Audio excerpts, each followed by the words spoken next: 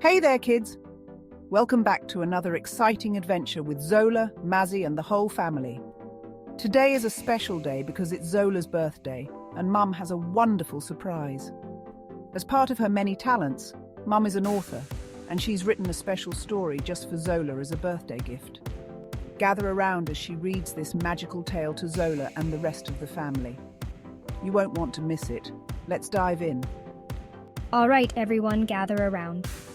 As we all know, today is a very special day because it's Zola's birthday, my baby girl. Happy birthday, my princess. You are now 7.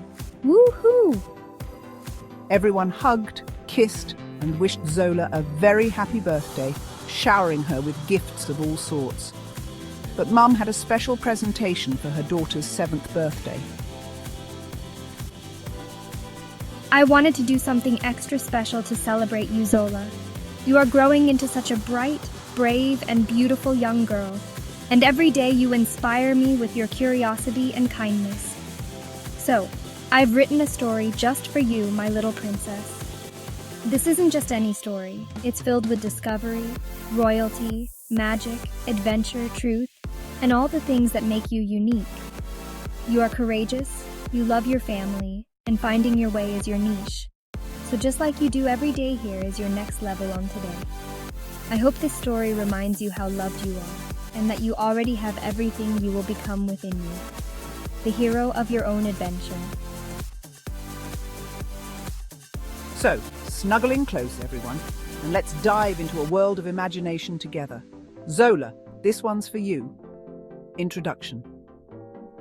There is a place where lands and the mountains kiss the sea, and the jungles swayed with the whispers of ancestors. In this kingdom, nestled deep within the heart of the Caribbean, lived Princess Zola, the first daughter of King Mazi and Queen Zaria. She was strong-willed, brave, and kind-hearted. But little did she know the destiny that awaited her, one that would take her beyond the shores of her island and into the heart of her ancient lineage.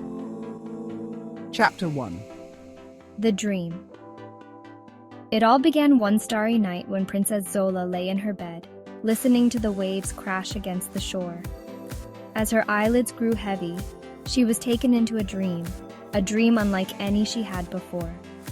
She found herself in the midst of a vast African savanna, where the golden grass stretched for miles. In the distance, a mighty lioness stood, her eyes glowing with wisdom. Zola felt a pull toward the lioness and began to walk forward. But before she could reach her, the ground opened up beneath her feet. She tumbled into darkness, only to land in the heart of a great forest. There, surrounding her, were women dressed in royal attire, warrior queens with crowns of gold and weapons at their sides. These were her foremothers, and at the center of them all stood the first queen of her line, Queen Malika of Mali. "Our bloodline carries the spirit of the lioness," Queen Malika said. "You, Zola, are a daughter of the lioness, and the weight of our legacy now rests on your shoulders. But be informed, your kingdom is more than what lies before your eyes. To save your people, you must find the lion's heart, an ancient relic that binds our power. Without it, the kingdom's transformation will be delayed." Zola woke in a sweat, her heart racing. The images of her foremothers and the lioness lingered in her mind. She had heard stories of her family's connection to the African lioness, but she had never imagined the legacy would be hers to carry. On Chapter 2. The Call to Adventure. The next morning, Zola approached her parents, telling them of her dream. Her mother, Queen Zaria, looked at her knowingly. "I had hoped this day would not come so soon," she said softly, "but the ancestors have spoken. The lion's heart appears in our lineage in every generation differently, hidden across the land, seas and ocean, among us, and in the land of our ancestors before us. If we are to survive, you must discover it." Zola felt the weight of responsibility, but she knew there was no turning back. With a deep breath, she embraced her destiny and began preparations for her journey.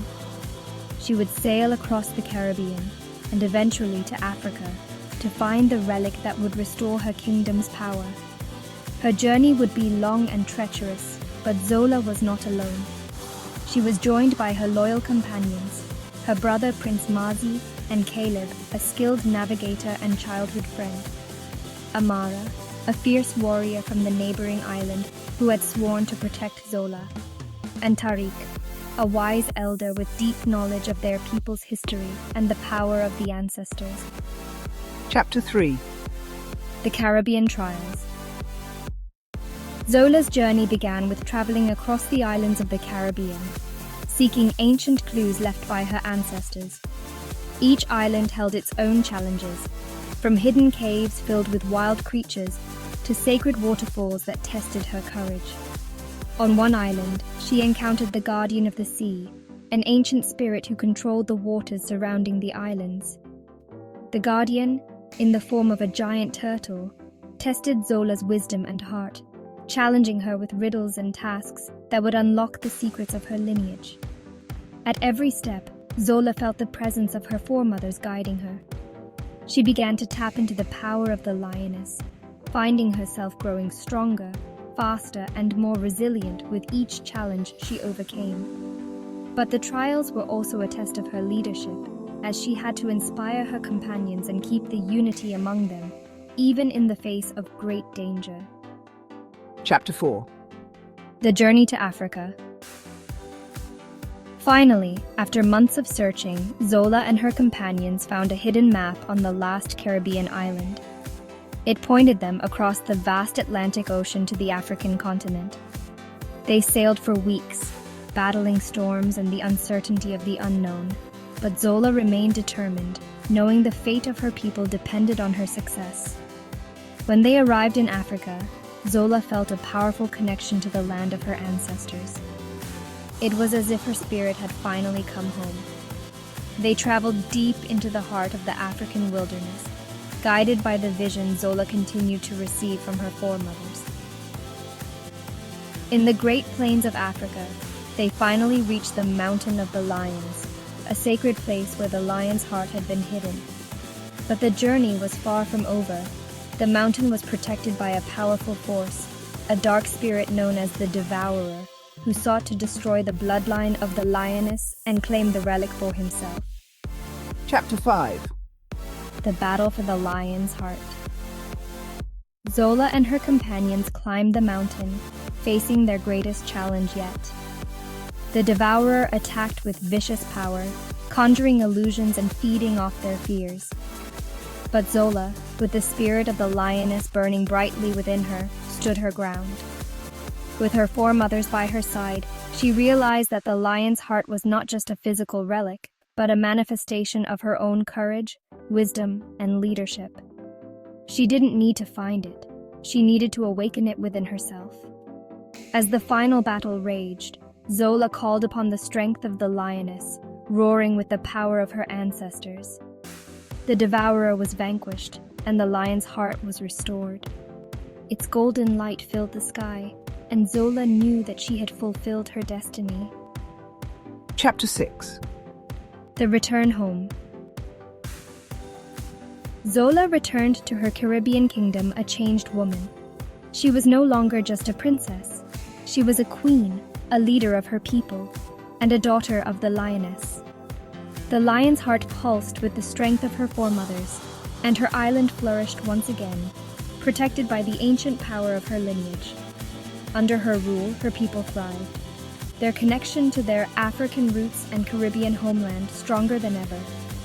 Zola's journey had not only saved her kingdom, but had also awakened a new understanding within her, that true power comes from embracing who you are, where you come from, and the legacy you carry.